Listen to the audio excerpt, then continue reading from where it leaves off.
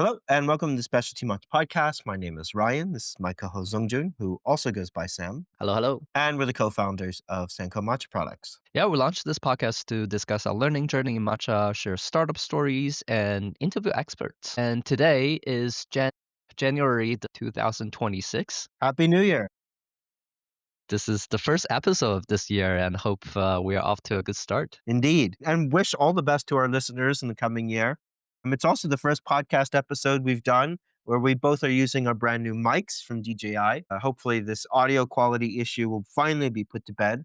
So we're making investments in the new year. That's right. That's right. And some new equipments on, shooting footage, new cameras, new drones. Hopefully we can get some very exciting frames that we can show you when we venture into the wilderness, Ryan. Yes, we can capture a lot more at Origin, which we're super excited about with some wearable cameras, some drones, and we'll hopefully have some much more multimedia content in the coming year to share what it's really like at Origin. And this was last year was a particularly unique year for us because at least it was my first time, and I believe it was your first time, where we've just done so much tea travel. I've never been to the Yeah. three major East Asian tea producing regions in the same year. And we got to see several tea producing regions in China, in Japan, in three different places in Japan, and then in Korea, in South Korea. So really just Mm. comparing and contrasting and talking with producers and farmers, understanding what they think about quality, not just for matcha, but for tea in general. It really renewed my sense of appreciation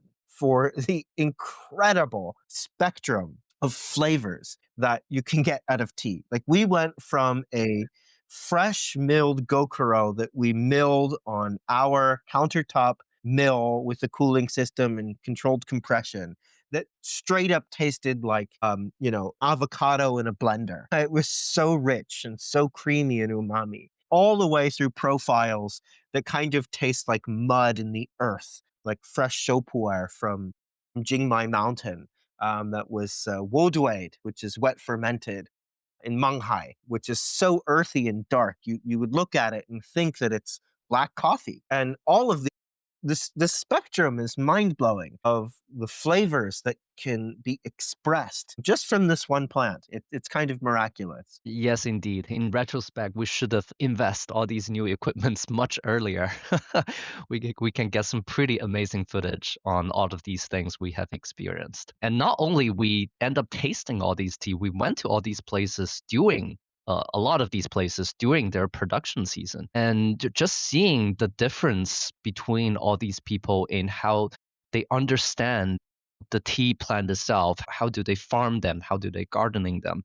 And how do they process them into the end product? And how do they understand their preference and their quality for the product they wanted to create? Very interesting contracts. And I would say in some ways they are quite in the opposite direction almost.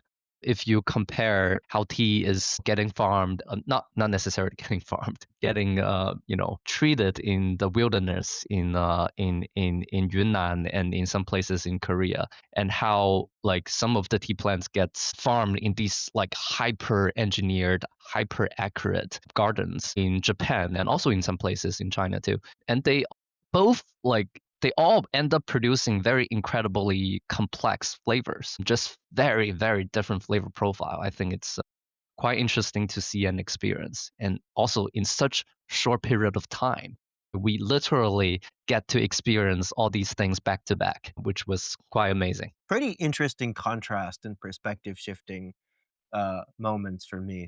This podcast is titled Predictions for 2026, but we wanted to reflect a little bit about what we learned in 2025 and what we saw. Zongjun, what were some of the more surprising things that we learned with respect to specialty matcha or even specialty tea more generally in the last year that we learned or that we saw became a trend? Hmm, let me think. I guess from a practicality standpoint, we really learned a lot. Actually, for a lot of the knowledge that we have learned previously, we never see them in practice, especially in matcha making and matcha farming. And we learned all these things in a very, very interesting way. For our listeners, If you have listened to some of our previous episodes, we commissioned a little tencha farm in a place called Ximen in China. And we were very naively trying to apply our own understanding of how to make tencha into this little farm that is sitting in a mountainous area in Anhui, which historically produced Hongcha, red tea or black tea. And no one knows how to make tencha in the area. We were kind of the quote unquote expert, and we were working with the farmers on how to do shade growing, how to do picking, and how to do processing, and everything is super bootstrap and grassroots. And obviously, we end up making some pretty, not tasty tea. But I guess one thing that we did end up learning is just how incredibly difficult it is to do all of these and how much assumption, I would say, that we made before we kind of dive into doing this whole commission project, like steaming time, processing time, toasting time, how exactly do we control the moisture, how much moisture do we want to leave in the tea, and how could we even know that the tea is dry enough by the end of the day? We have no idea what we were doing, and obviously we didn't do everything right.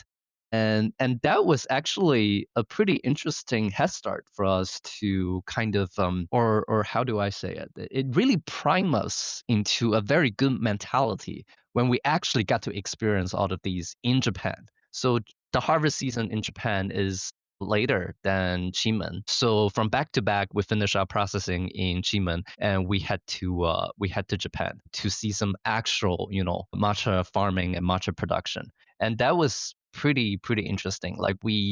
I think the whole Chimen experience kind of primed us into a mindset that we know exactly we want to look for. Like we know like a lot of the questions we wanted to ask, and that's like kind of prep us into the mentality of not just a learner but a participator of the whole process. We want to learn it so that we can actually do it in one day.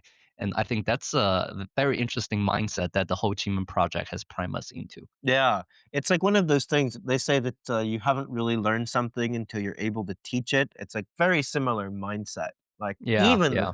smallest of details, like, how do you homogeneously steam the tea? Because we were doing everything 100% hand processed, so we had a gigantic wood-fired wok, and even just, like, With some keeping that thing the chopsticks. right temperature with some gigantic chopsticks in what is essentially a big dim sum tray.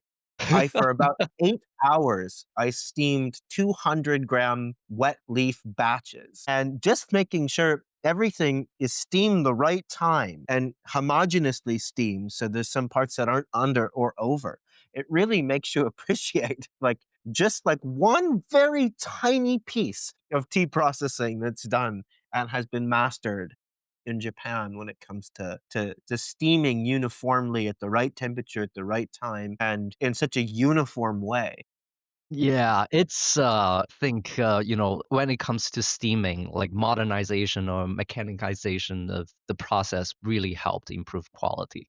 Because when you look at shaching, like pan fried shaching for other teas, like green tea in China or Korea or pu'er in Yunnan, I think that the traditional way still yields a better product because unlike steam shaching, pan fried shaching, you can actually touch the tea in the process, feel the density, feel the moisture, and you have a lot more control in the end product. Mm. Versus steaming, you close the lid and you can't see anything. Yeah. It's a blind box. And I think there's like too little control of the process that we couldn't really do a lot of on-time optimization along the way. In a handmade framework. Yeah. Yeah, yeah.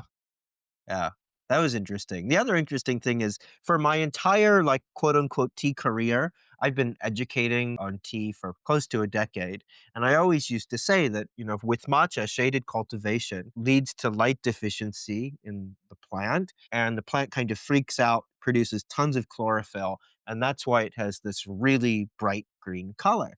And I always thought that to be true. And that's what I've been told. That's what everyone says.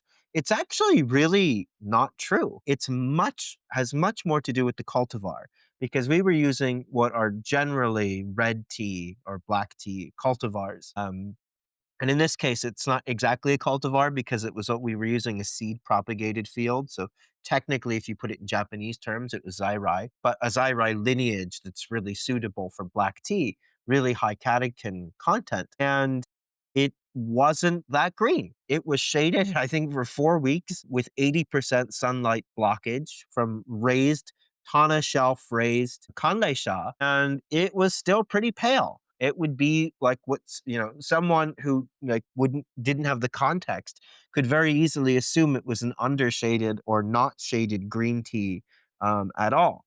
And obviously steaming time will also affect the color, which we really well optimized to be as short steaming time as possible without getting any reddening. So the steaming was actually effective at denaturing the enzyme polyphenol oxidase, which keeps green tea green. But it was pretty shocking to me that the chlorophyll production, at least to the naked eye, was not obviously better looking. Our end Mm, Tensha mm. product was still pretty pale in a way that was really weird to me. Maybe there was some other stuff, Yellowish. very, very yellow, all throughout production too. And even the wet leaf, the way it was picked, like it was very far away from these general Tensha colors that we're seeing out of Japan, which, at the highest end almost have this sort of blue hue. Yeah, and the shape of the bushes or the shitate is very different. The growth is very different. It's very interesting. I think you're right. It has a lot of things to do with the cultivar. Like all these tea bushes in Chimen, they didn't like really end up growing all these very thin, long, soft stem that shoots out some new leaves like the tea we end up picking in Uji. The growth is it's quite I would say like the growth was actually quite weak for the bushes we end up shading. I don't know if the bushes were just trying to adapt to this new shading practice, or it's just like the cultivar and how it responds to blockage of sunlight. Very unclear. Almost too many variables to know, but it was really a fantastic learning experience for us. And, at the end of the day, it was very low cost and we really learned a lot just by, working through the fundamentals. Okay, how do we do this in a place that's never done this before?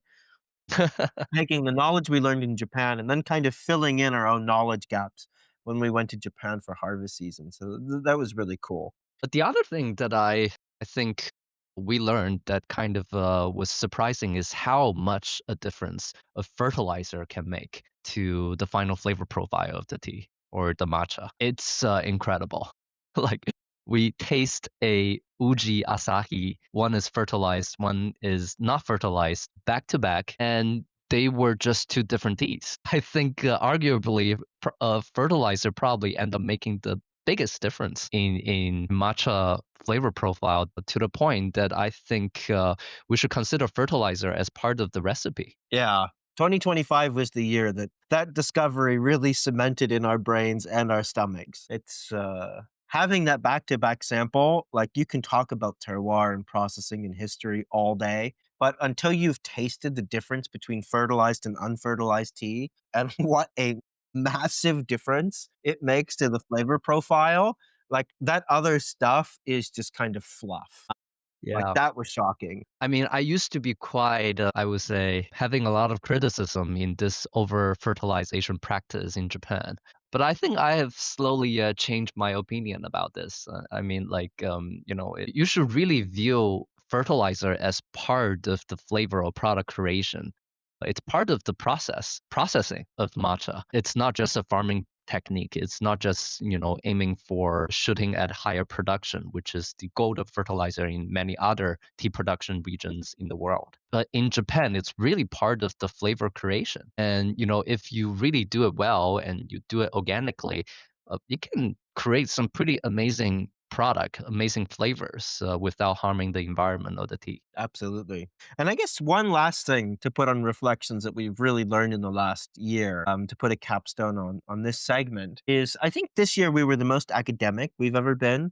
when it came to reading books and looking into the literature, and doing a lot more deep and primary research, talking to different scholars and different tea farmers themselves and learning these different histories, is that the feeling that the specialty matcha movement, people who are interested in matcha itself as a product, outside of the deep cultural context of tea ceremony, is a really distinct and separate culture than tea ceremony. That has been like really firmly cemented in my mind. Like these two groups care about completely different things and they form preferences on two entirely different things, right? Like the Mm. Japanese tea ceremony people, while it's a beautiful art, they really fundamentally do not care about product distinctions beyond what they are told by other people. It's not about the ground truth, objective truths of the product itself, that it's hand-picked, that it's Hanzu shaded, that it comes from a particular cultivar,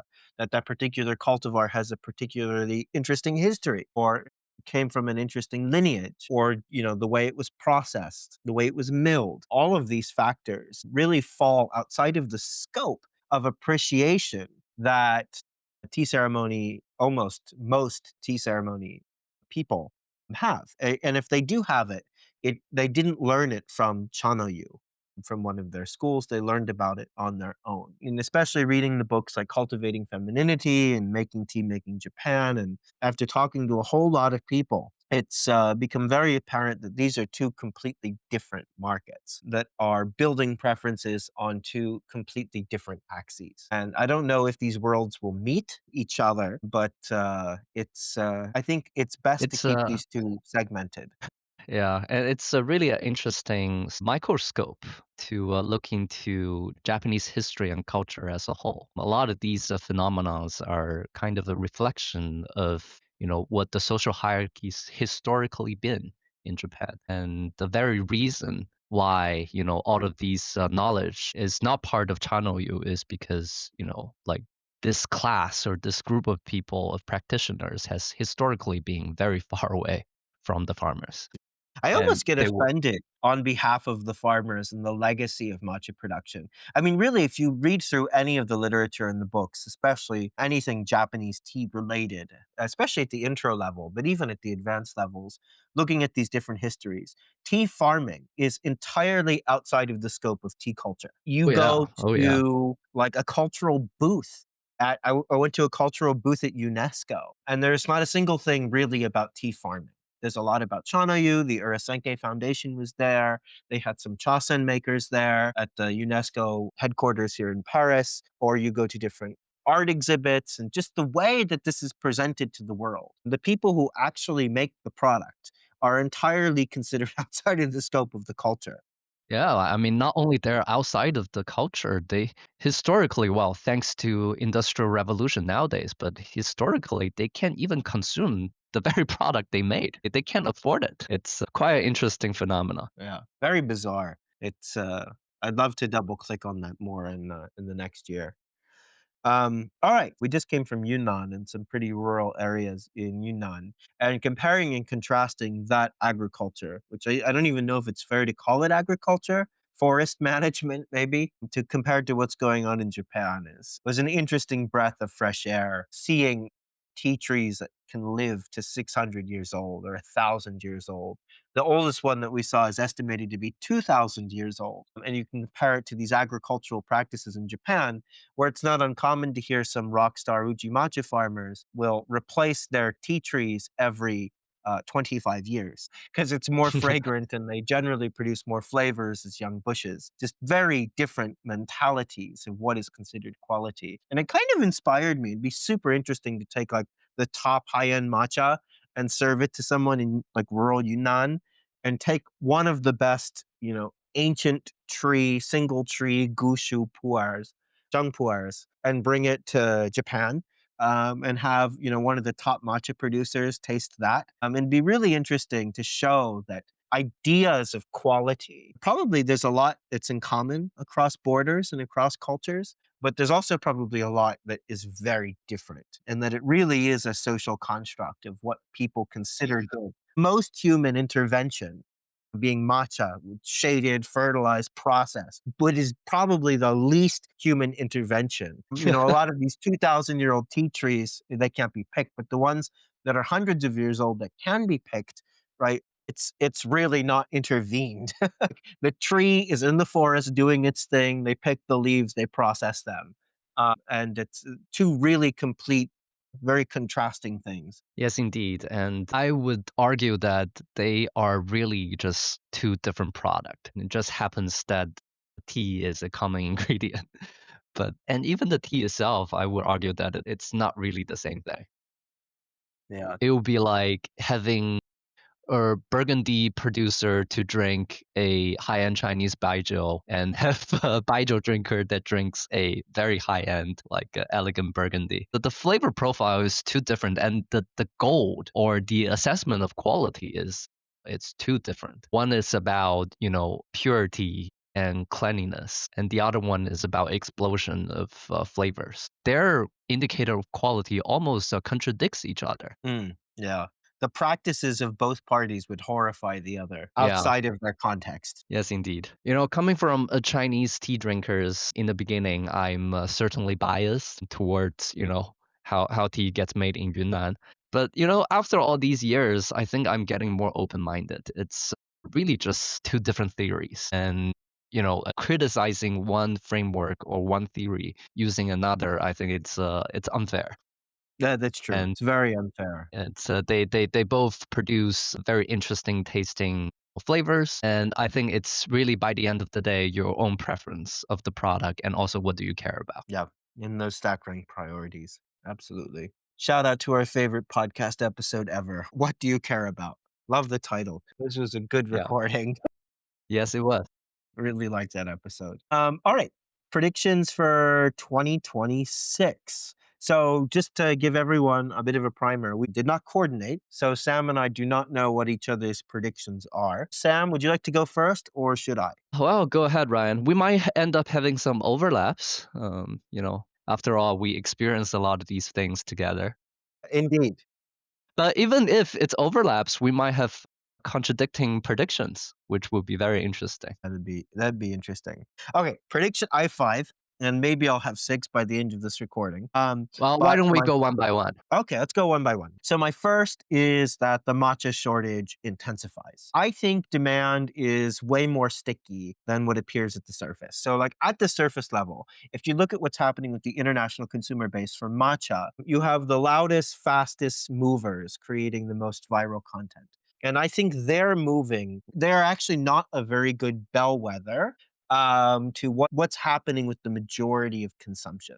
And I think the average consumer moves a whole lot slower than the people that might want to move off matcha or say that they want to drink it less, or maybe they're getting into hojicha powder or something else. And that the average consumer is really much slower moving. I think it also that's correlated in this is that the Japanese yen is still incredibly weak. So, especially for countries that have really high relative Purchasing income power. and purchasing power, going to Japan feels incredibly cheap at the moment, which, when you're in Japan, you want to go do touristy things and cultural things. And one of the cultural things, especially now, especially after the matcha shortage, is buying matcha, which is going to continue to fuel domestic demand driven by tourism.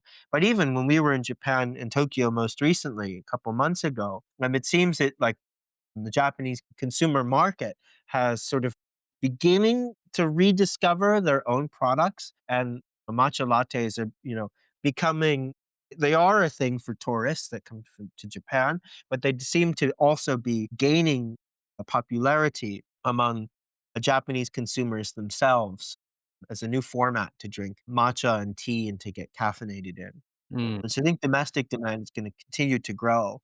And I think that people are just beginning to get a taste of a good product for the first time. And like this average consumer base is growing, and that these movements happen slowly, and consumer awareness happens slowly. And that we're just building up this momentum. I mean, even if you pick like a random market like Paris, this is not a trend. Matcha is absolutely not a trend. If anything, it feels like it's growing.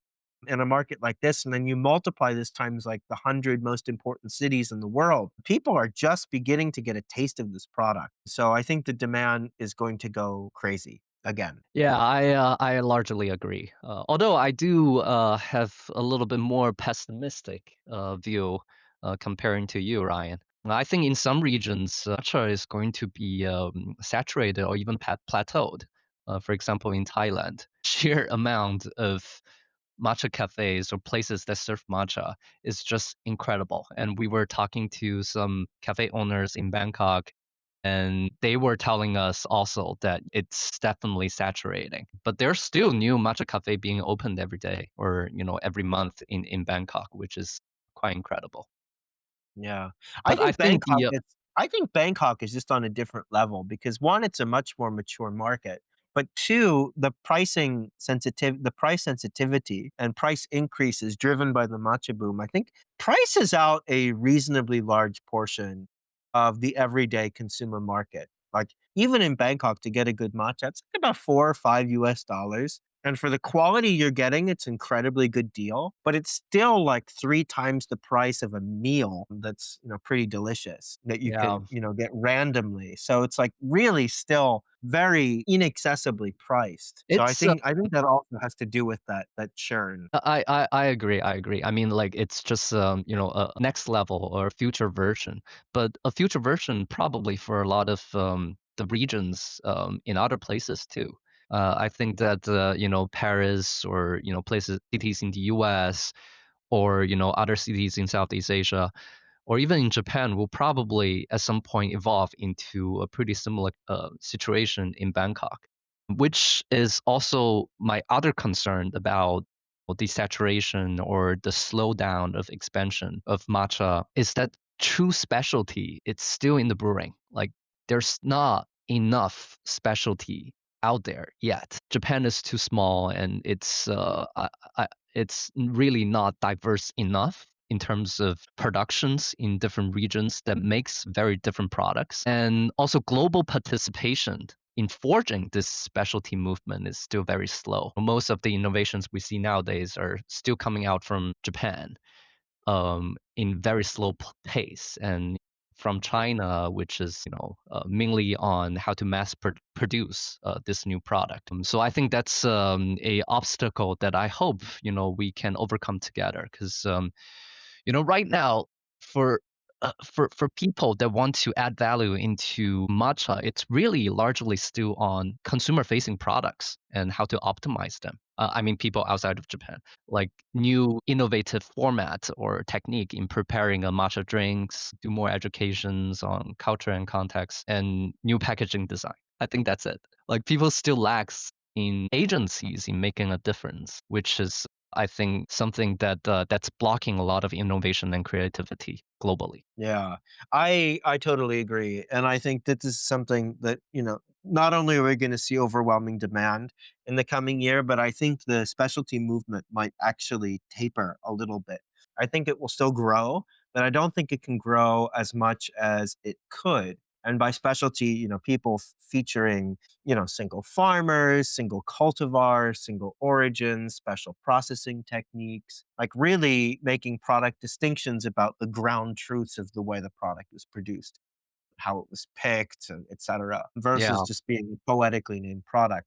But the yeah, biggest structural barriers is that all the good material is basically spoken for by existing companies. And all of the big existing companies, whether it be the blend houses or, some of the really large players that we see even in the specialty space, there's very little oxygen left in the room for anyone else left to do anything interesting that is a newcomer. Like, let's say for, the gigantic Kyoto-based blend houses get a lot of the best material that's grown in Uji, that's grown in the surrounding areas. Um, and they're servicing that material servicing a largely a more international audience, but also a traditional tea ceremony base. But it's largely focused on the traditional side, which is great. That needs to be kept alive. But there's very little good or interesting material left that can be transparently labeled for anyone doing anything innovative or outside of that scope in a traditional world, which it's That's not good for the specialty movement. that's so true. Like a lot of these interesting regions around Wuji, like Mie and Shige, they make interesting um they make interesting raw materials. They use interesting single cultivars for their production, but they all goes into all these large blend houses. There's very little left to be purchased for people outside of the system. Yeah, it's like all the best coffee in the world gets dumped into, Nescafe or Maxwell House or, Yeah. Or a better comparison would be like all these vintage or interesting whiskey end up getting blended into like a Johnny Walker Blue Label or a very high-end Macallan. I mean, they are good products, but there's no specialty. Like you can't really learn anything by tasting them. You can learn the craftsmanship, but you can't really learn anything about the product itself or the tea itself or the ingredient itself, which I think it's really blocking this specialty movement. And the other very discouraging fact that we kind of experience is that for the other places that are not necessarily getting bounded by the system in Japan, we ventured into some of the areas, for example, Fukuchiyama. It's just all Yabukita. Really, very little interesting things being made in those places, which was a little discouraging. yeah, absolutely. All right, Zongjun, what's your second or what's your one of your predictions? Well, we kind of both talked about our prediction on the market. I guess my second prediction will be which one should I talk about first? I guess kind of continuing your comment about things are slowly changing in Japan too. I think Japan will open up more, and we are already seeing this happening. There are more traditional brands start to embrace this global matcha trend, start to kind of forgo their old tradition in, matcha has to be consumed this way and this way, that they are creating, new blends that were optimized for the Western palate. They're optimized for making matcha latte. They're optimized for this increasing demand. And I think they are really less rigid than we expected. And also, we are seeing a lot more participation of people outside of Japan that's making a difference inside Japan. All these people that we met at Obubu, they were all largely foreigners that are really doing some pretty incredible works on site in farming matcha, taking care of tencha and the traditions. And we saw, Mark from Oika is working with the new generation of Uji tea farmers in preserving the traditions. And we also seeing like people like Nekohama, who is, going around Japan trying to revive, all these abandoned tea fields. And I think this is a wonderful thing to see, like Japan is opening up just like it was back in Meiji Restoration, how it opens up to the West, and miracles happened. Yeah, a conversation gets to start. Yeah. Hmm. I totally agree. That wasn't one of the ones that I have, but we're starting to see that. We're starting to see that more and more. And hopefully more and more tea farmers move away from the auction route or the wholesale route and try to build relationships directly with, people starting brands in other places and so that people can go and source direct from the farmer, which is what it That's would be right. a more healthy ecosystem for especially for the farmers. But it's also something that every new Western or non-Western, actually non-Japanese company wants to do is to have these direct relationships. And the reality is the majority of the people that say that they do actually have a direct relationship with a intermediary that might also do a little bit of agriculture themselves, but what they really are refiners or blenders that they might have some production that they have, but the majority of their volume is, from purchased aracha that they then refine and mill into product. But having a much more direct connection with it would be a great direction to see this industry go. Yeah.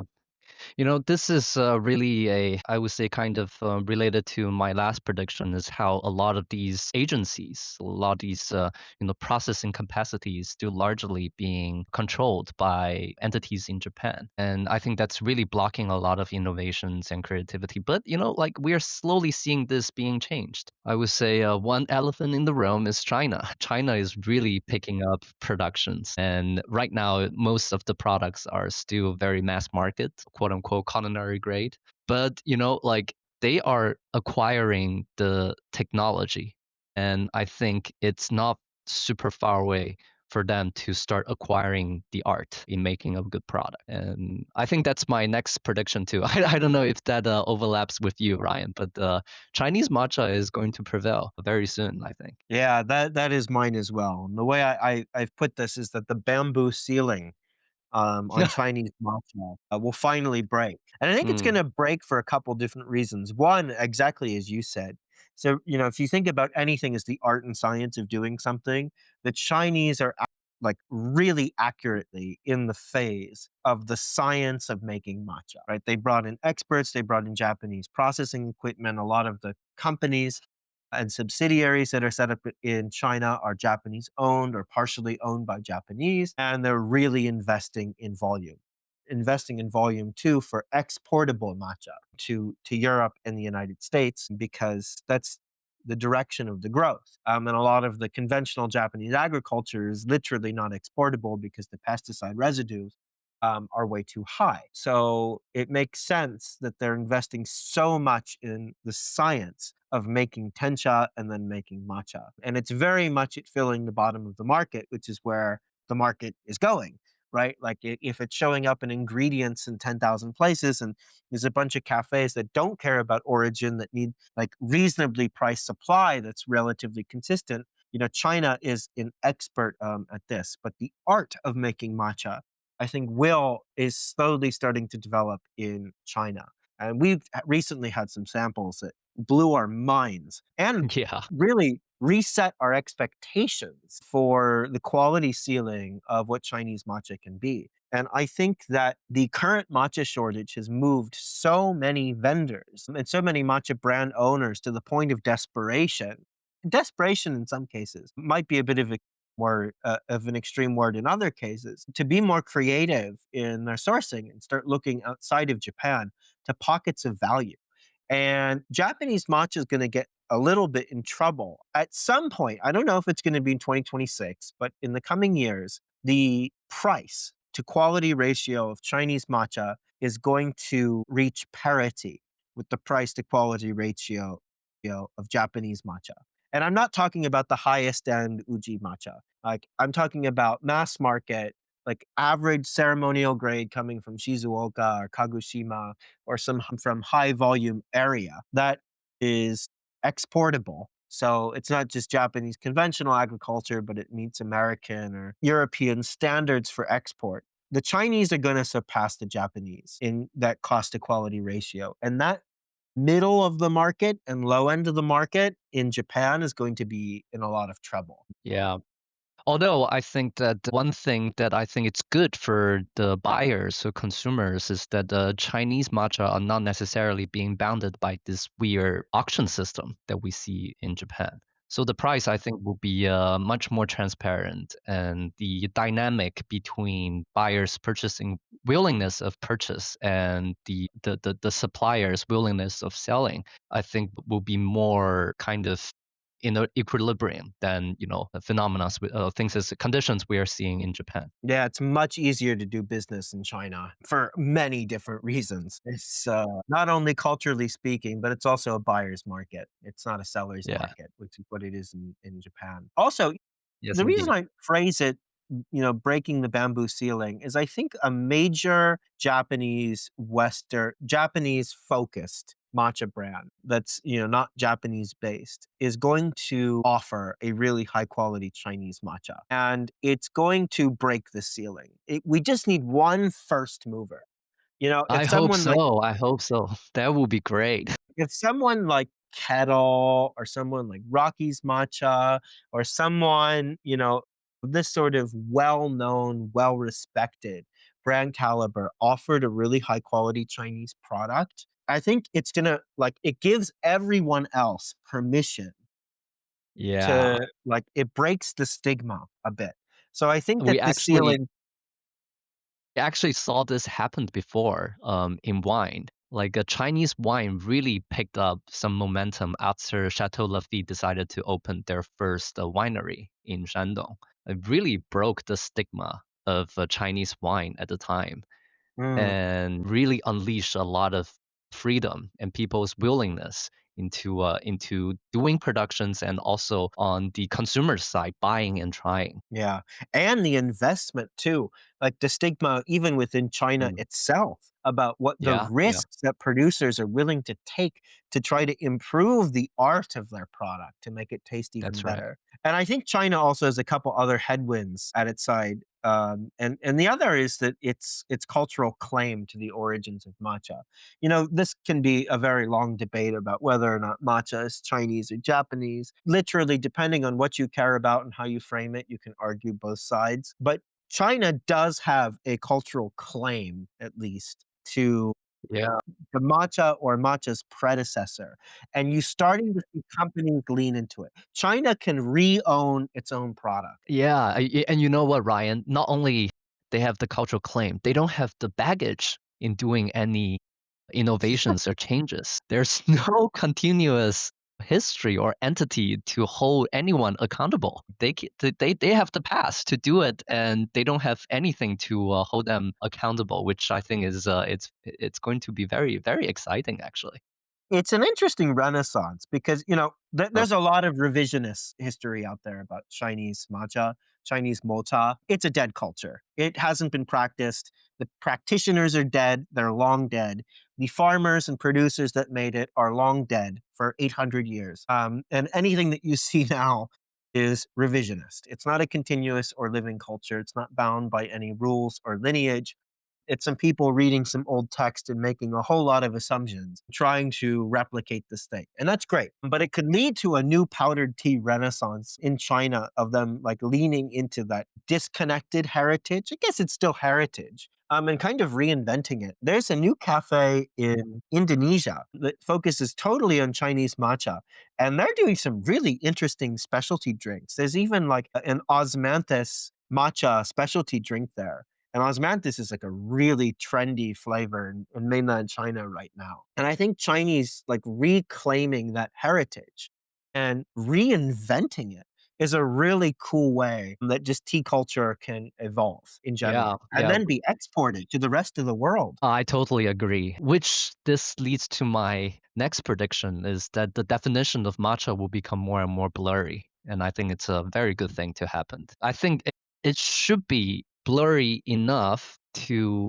actually I have some contradicting thoughts. One hand, I think the very definition of matcha itself should be blurry so that it can unleash more freedom. And on the other hand, I think it might be actually better um, for matcha to remain as matcha. And this powder tea or this Chinese mocha should live in a totally different bucket. Or maybe people should start adopting the term mocha to designate for, powder tea or powder, not just green tea, but all kinds of powder tea that's not coming from Japan. I don't know which way is the correct way.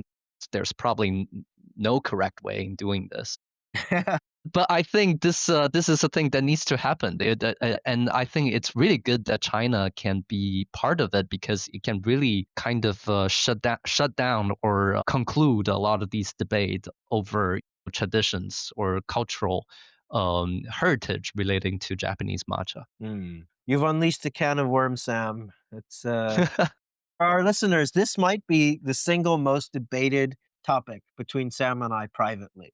We've probably spent close to 20 hours disagreeing with each other over whether or not matcha should be exclusively made from Japanese tencha, or is it just a format? It's just like another way of calling, powdered green tea, and still unresolved. But I think I've moved you a little more in the center than you were before. Yeah, yeah, maybe, maybe. Like I think, owning matcha is still very beneficial in a way that it really gives everyone a fresh start in doing things differently. And it really kind of help everyone cuts clean in receiving any criticism or accusation of, not respecting the tradition, which I think, in some ways it's true, right? Like people disrespecting the tradition in some very unique and interesting and really stupid way that we saw in some products last year, to which one of the product is a matcha paste. Coming from Okumidori, Japan.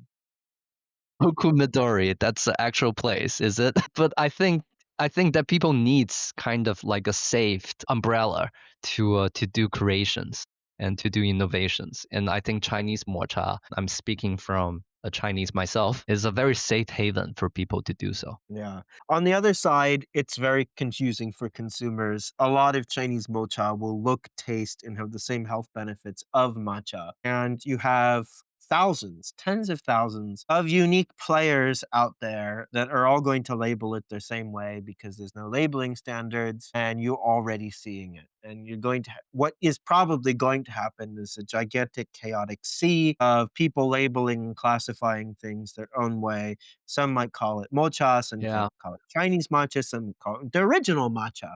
Some might call it just matcha. Some might call it other powdered teas like Gokuro matcha. They'll call it matcha or Gokuro matcha. Like you just cannot control what people do in a highly unregulated market. That's true. That's true. There's a very So high risk for matcha being the next ceremonial grade. yeah, I'm against abstractions in general, like ceremonial grade, or even just like classifying and defining matcha or mocha as a form of information reduction. What I think is the cleanest solution for most people is to embrace as descriptive a name as possible. So, Chinese mocha is okay, I guess. Some people can call it Chinese matcha. If it's made from Gokuro, you call it Gokuro matcha and you just treat it as a format because otherwise it gets so confusing for people. Or Why powdered don't we just call Gokuro. it tea powder or Yeah, powder tea? but then there's stigma. And then so long as there's money to be made and so long as there's stigma, people are going to go for the term that is more trendy. Especially if you're in a less educated market. I mean, I'm going to pick somewhere random. If you're in Romania and you have a tea brand there and you are introducing powdered Gokuro, are you going to call that powdered Gokuro or are you going to call it Gokuro matcha? Right? Like the correct business decision and what I would actually advise this person to do is to call it Gokuro matcha because people are going to instantly be able to understand it versus powdered Gokuro. Like people don't know what Gokuro is for the most part, right? But people do know what matcha is and it looks, tastes, and feels very similar to matcha. And they're not lying because they're saying it's Gokuro. There's just 1,000 little use cases like that will happen and it's just going to be a mess. I agree. I agree. Messy and fun. We will see. New culture formation. I mean, new culture formation is always chaotic.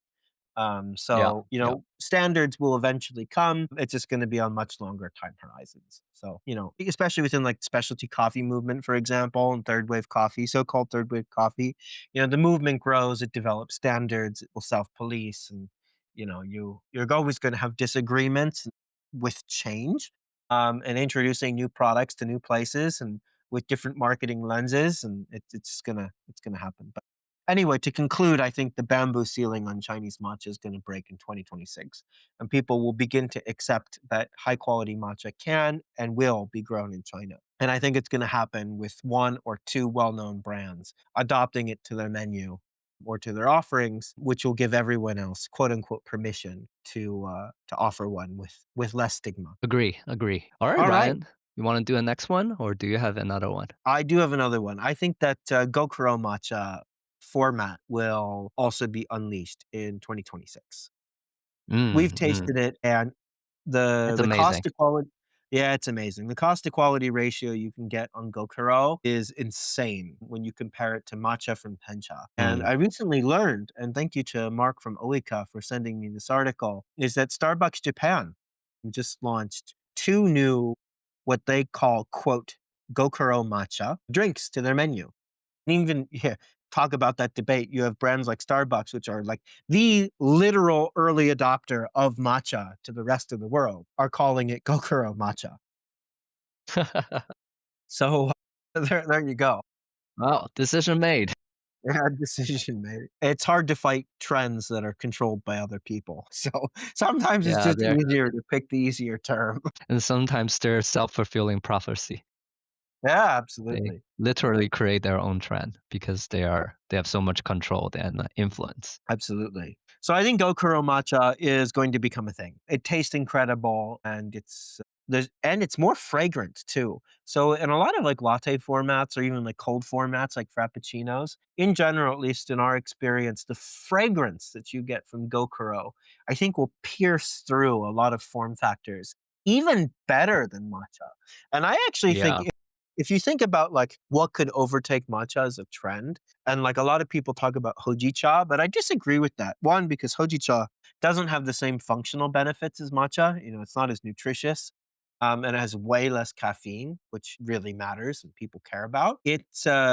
Gokuro, the price to quality ratio is better and it looks, tastes, and smells. So similar to matcha, especially when you're putting it in these quote unquote watered down formats, these lattes, these frappuccinos, it might actually be better. And actually, if anything overtakes matcha, like Gokuro matcha could really dominate. And if you think about it from a cafe brand owner perspective, like if you're thinking, okay, what cool new innovative menu option would I want that might get people interested? Well, everyone's interested in matcha right now. Wow, I tried this Gokuro matcha. It's so fragrant. Honestly, it tastes better in like my latte than the ceremonial grade matcha, which costs double, which I'm sourcing. Tastes in this beverage. I'm gonna get a Gokuro latte or Mm, Gokuro matcha latte. It's just a very obvious line extension or innovation that totally cafes can agree. bring to their menu. And it's from a specialty standpoint, it's much closer to the craftsmanship of the farmer themselves. Because when you're comparing to tencha making, tencha really requires a lot more interventions of machinery, which are now largely controlled by all these shiage factories in different area. But for gyokuro, like farmers can process them themselves, and that's a much more interesting specialty landscape for people to explore, and it opens much more freedom of creativity from farmers to farmers. And actually, after talking to some farmers in Japan, like gyokuro is the product that they feel proud of making, because like the tencha they end up making just gets blend or gets procured by all these large blend houses. Like they don't have their own stage in the final product, but for gyokuro they do. Yeah, absolutely. And the ability to source direct from farmers is so much easier. And people just Hmm. need a way to mill it. So I don't know whether or not they get it ball milled or it also mills super well in our mill that we're launching, which we'll talk a little bit about the end. All right, Sam, I have a number 4. Do you have a last one? I do.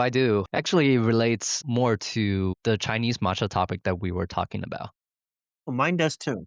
Okay, I'm Oh, curious. really? Well, my prediction is that not only the production in China for matcha is going to show some tractions, the market too. I think in a lot of areas is finally making a comeback for people to start consuming matcha in China. Because for all these years, like people in China, they don't drink matcha. As far as it goes, matcha latte, and all these people are fighting their brains out outside of Asia for this new hot popular drinks, and there were nothing going on in China. But I think there's finally that we're seeing some changes happening here. And I think it's not only due to the global trend, but also, it's the increase of production of matcha. I think it's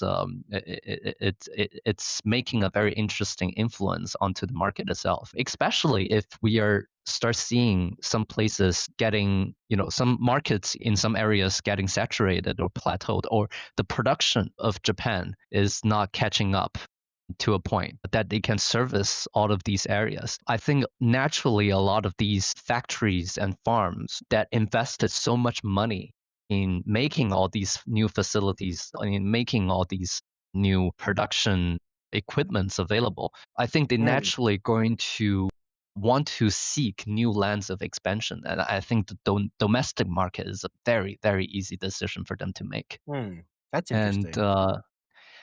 and especially if that actually creates a overproduction of matcha in China. We actually saw this happened in the US before in the 80s when they launched the Got Milk campaign, Ryan. I don't know if you Oh, know that. yes. But there was a systematic over production of milk in the U.S. back in the 80s and 90s that the government actually sponsored a campaign to create this trend of drinking milk. Like drinking milk is healthy, drinking milk is hot, drinking milk is very beneficial, and it's the new trend that people like to enjoy. And it actually created a trend because of there is oversupply from the back end. And I think that this might happen in China too for matcha. Hmm, that's interesting. I could see it totally happening, especially because one of the I think the 5-year China just released its, 5-year plan, and one of them is to increase domestic consumption. So, Mm, especially domestic consumption for a product that China has cultural heritage to, that's tea.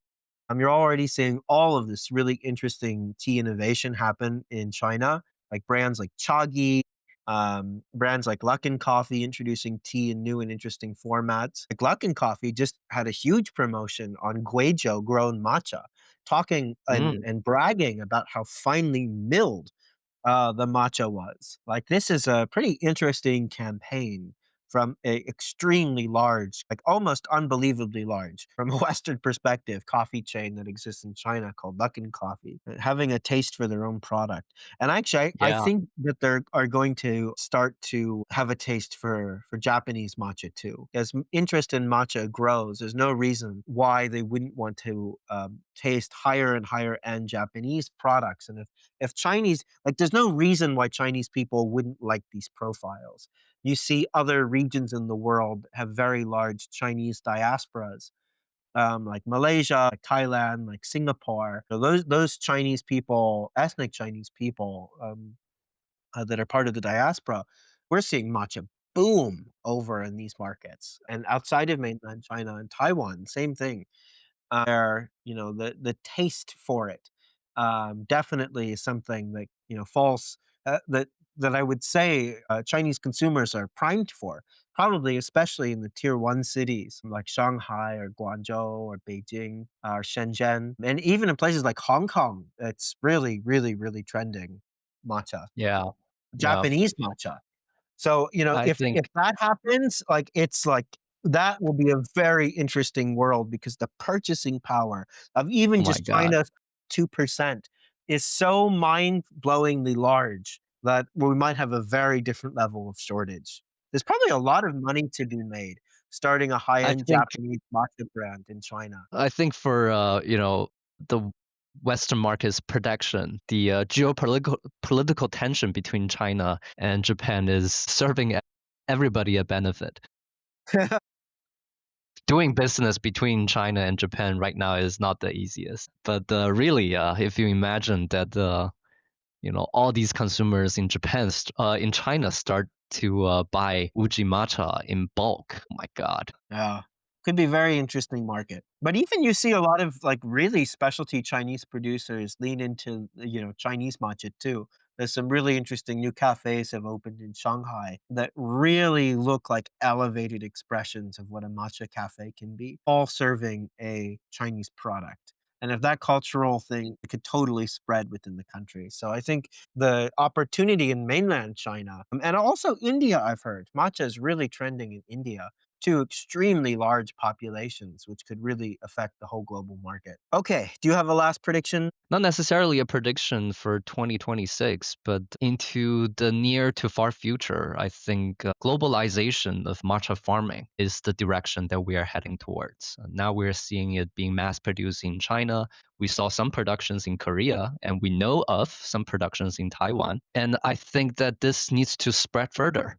It needs to go to India, it needs to go to Africa, it needs to go to even the Americas. And I think a true globalized product is when it's also produced globally. And I think that's really will be a very hopeful direction that we can head towards. It's happening in Germany. There's a Is it? someone in Germany, yeah, doing some matcha production. I think it's very Very small cool. at the moment, but it's still very interesting to see. And Yeah, I've yeah. heard there's Wow, that's good to know. some experimental matcha production being done in the Pyrenees too in France. Mm. Nothing at commercial scale, I think, but still very Are you part interesting of to it? see.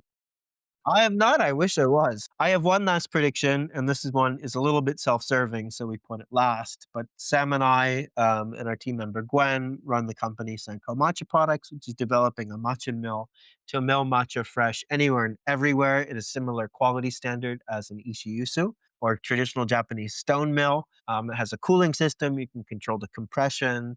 The plates are swappable. So we have industrial ceramic plates, but in the future we'll also have stones. So you can stone mill your matcha, and it has cooling system so it doesn't get too hot. And it can mill matcha considerably faster at the highest speeds than what can be done through a traditional stone mill. So I think matcha innovation, not only from our company, but from other companies, will also really start to make some changes in 2026. 2026 will be the go to market year for us.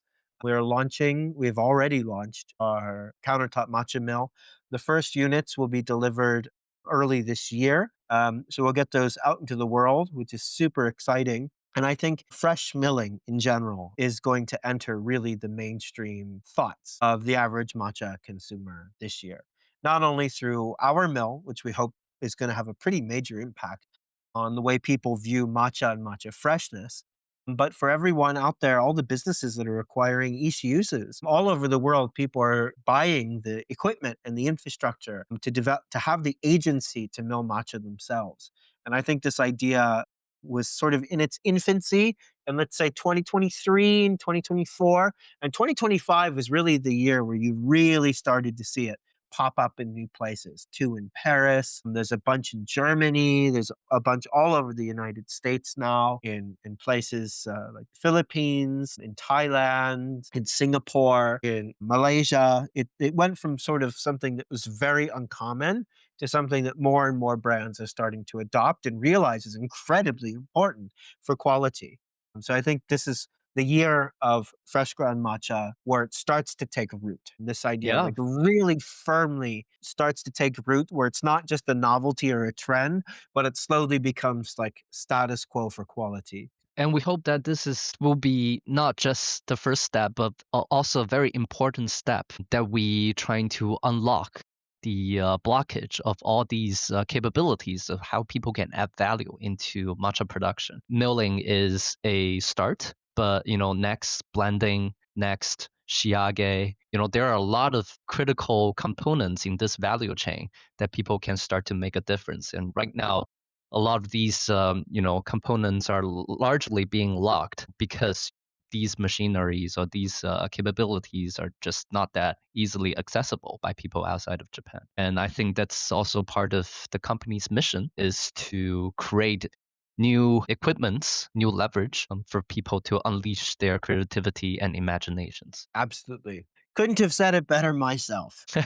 All right. So just to summarize it, we've got the matcha shortage intensifies, bamboo ceiling on Chinese matcha breaks, Gokuro in matcha format will begin to we'll start to see that more and more. The market in mainland China, and potentially India too, really starts to take off for in terms of domestic consumption, and fresh milled matcha enters the mainstream. Did I miss anything? And also specialty market. The specialty movement is going to either continue to explode or plateau. Left the market to decide which direction it wants to go. I think it will continue to grow so long as the supply is willing to sell to us newcomers. Hiya. So but I think the future is bright in general. And if they don't, and a lot of these matcha brands, new matcha brands focusing on specialties, single origins, being single cultivar, if they don't, who knows what innovation that brings? When you don't have access to your plan A, plan B can lead to a lot of new innovation. In fact, we would have never started milling Gokuro experimentally had it not been Mm, so challenging for us to source the tencha that we wish we could source. So yeah, could lead yeah, to some really interesting new innovations in this new culture formation we have in the specialty matcha world. totally, totally. Well, that's all the predictions we have for this year. Actually, by the end of the year, Ryan and I were thinking about doing a recap to see if all these predictions got validated or invalidated. Hopefully, this is an annual tradition. We New could see how tradition. right. New tradition. See if there we go. New movements, new traditions. Hopefully, it's one that will stick. So let us know. What do you think? Do you agree with us? Disagree with us? Is there anything that we missed? We'd love if you reached out and let us know what you think, and let us know if you where you agree and disagree. We'd love to make this a conversation. So thank you so much Yeah. for listening and have a happy 2026. See you in the future.